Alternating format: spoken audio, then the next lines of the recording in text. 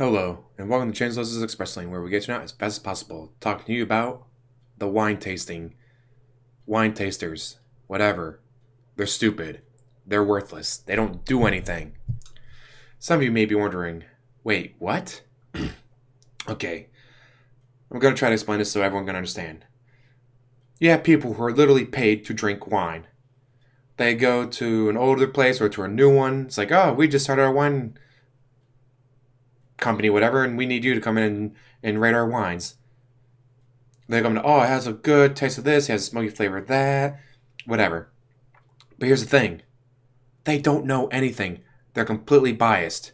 If you put up a box wine versus 1802 wine, and you tell them which one's which, well, sure enough, they're going to say the 1802 wine is the better tasting one. But you switch the box and the wine, in the bottle, so they think one's the other. Guess what? They're going to say the $8 box wine is the greatest thing they've ever tasted. All because you switch the bottles around. It is so bad, they can't tell the difference between white and red wine. If you put the food coloring in the white wine to make it look red, guess what? They can't tell the difference. Like, these people are paid a ton of money. Like, a company can be made or broken by these people. And they can't tell the difference between red wine and white wine. One year, doing whatever wine taste thing, they said that the American wine tasted better. Mind you, they didn't know it was American wine. They was like, oh wow, this wine is so much better than that wine. That's American wine. And they were appalled. Why? Because they're completely 100% biased.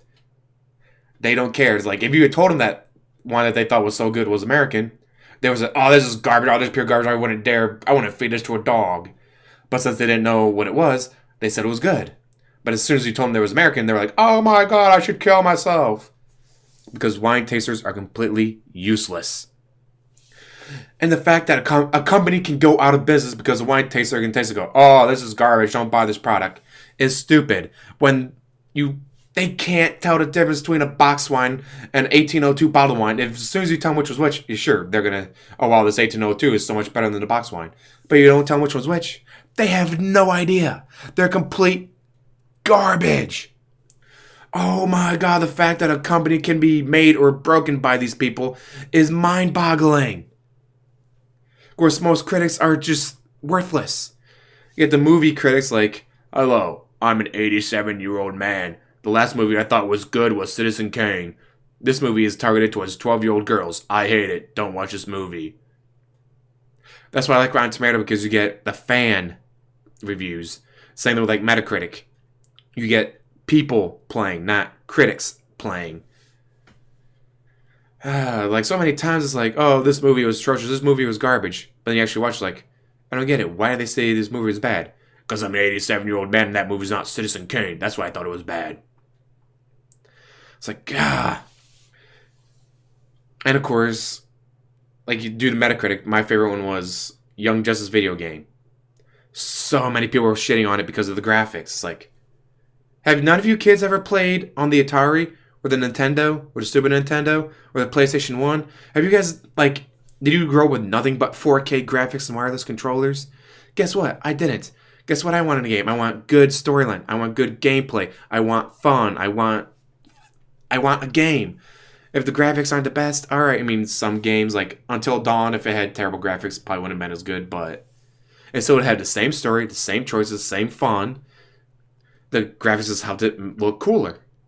So like the Young Justice video games, like, but I really enjoyed it. I get to be superheroes and run around and beat up bad guys. I mean, how do you not enjoy that? But it's like, oh, gameplay, 11 out of 10. Story, 11 out of 10. Graphics, 3 out of 10. So overall, I give it a negative 2 out of 10. Screw this game, don't buy it. It's like, have you never played on Atari or Nintendo or Super Nintendo or PlayStation 1, people? Gah. And mind you, Super Mario 3 is still one of the best games ever, and it came out on the Nintendo.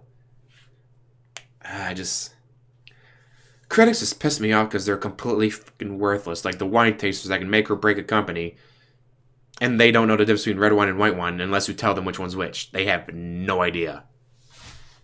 Or the movie critics that criticize the movie as bad even though it's not. It's like, alright, this movie is targeted to 20 to 35-year-old males, and you're a 87-year-old man. You're not the target audience.